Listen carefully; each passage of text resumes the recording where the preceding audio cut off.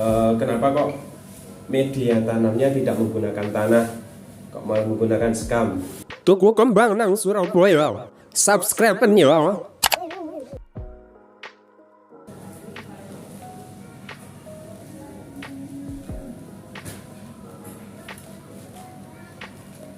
Wih.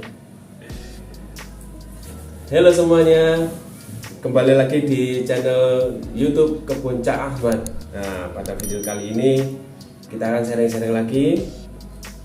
Nah, kita belajar bersama ya. Nah, ini yang saya pegang ini adalah bonsai serisa atau 1000 bintang. Ini usianya sudah sekitar 3 tahun. Saya mau mindah pot dari pot yang ini ke pot yang ini, pot bonsai, agar terlihat lebih estetik lah, Cak. Dan nanti akan kita hias.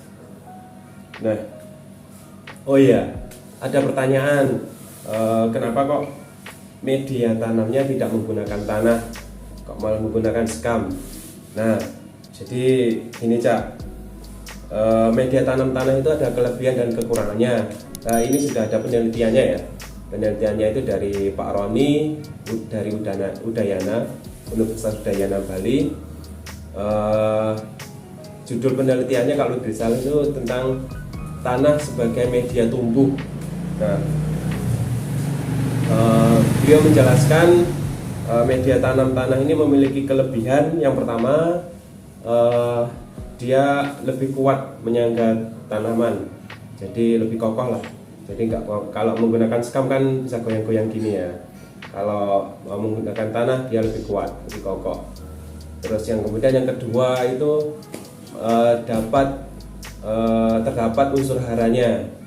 Terus kemudian dan juga air dalam tanah ini pH-nya lebih bagus. pH-nya 6 kalau nggak salah itu, atau berapa.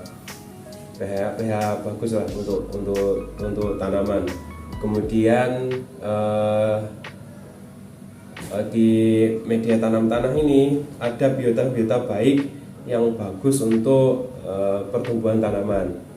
Nah, sekarang kekurangannya itu yang pertama adalah kalau tadi terdapat biota baik, yang ini kekurangannya adalah di situ tidak hanya baik tapi juga ada bisa tumbuh biota jahat atau yang bisa merusak tanaman, seperti jamur, kemudian cacing, kemudian semut misalkan, terus kemudian apalagi, dan bakteri-bakteri yang lainnya yang itu bisa merusak akar tanaman atau mengurangi nutrisi pada tanah dan sehingga menghambat pertumbuhan tanaman itu sendiri.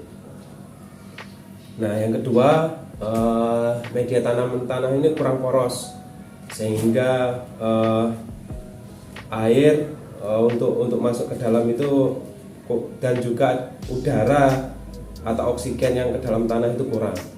Itu kekurangan yang kedua. Kemudian yang ketiga, tentunya kalau di perkotaan media tanam tanah ini sangat sulit didapatkan dan harus beli. Kalaupun beli juga harganya tidak murah. Jadi kurang efisien lah.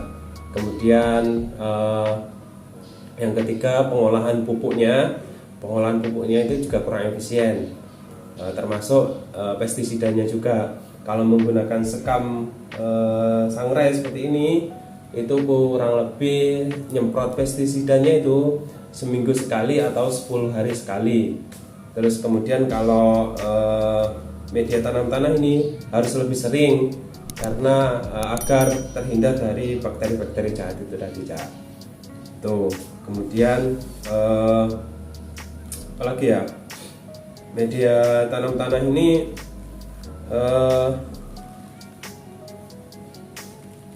lebih berat, jadi sehingga kalau kita mau pindah pot dan lain-lain itu jadi lebih susah, berat.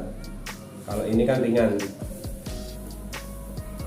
Nah, itu sehingga para pembudidaya atau petani atau urban farming itu lebih memilih menggunakan media tanam sekam seperti ini, karena di sini nutrisinya sudah lengkap, sudah ada. Terus kemudian tidak perlu nyemprot sering-sering. Kembali lagi ke efisiensi ya Cak ya, dan efektif. Ini nutrisinya ada, terus kemudian dia lebih poros, humusnya ada, pokoknya nutrisinya cukup lah, nutrisinya bagus yang di sini.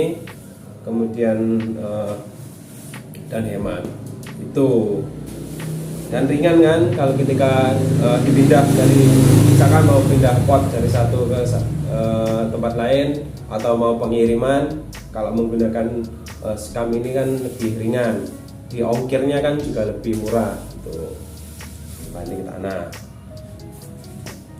Apalagi ya,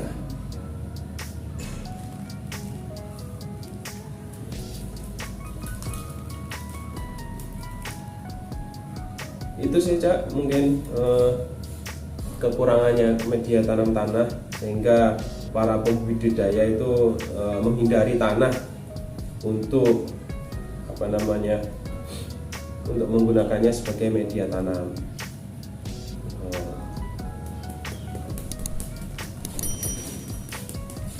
Makanya apalagi kalau pembudidaya itu biasanya kan dijual ya Cak ya.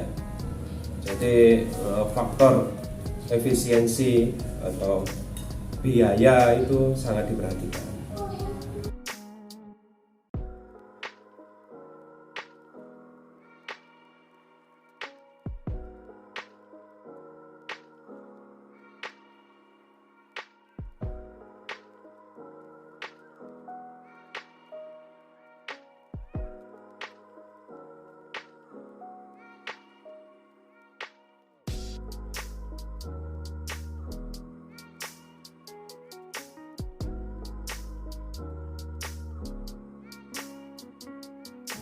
Oke, terima kasih telah menonton sampai habis video ini. Jangan lupa subscribe dan semoga bermanfaat. Sekian, terima kasih.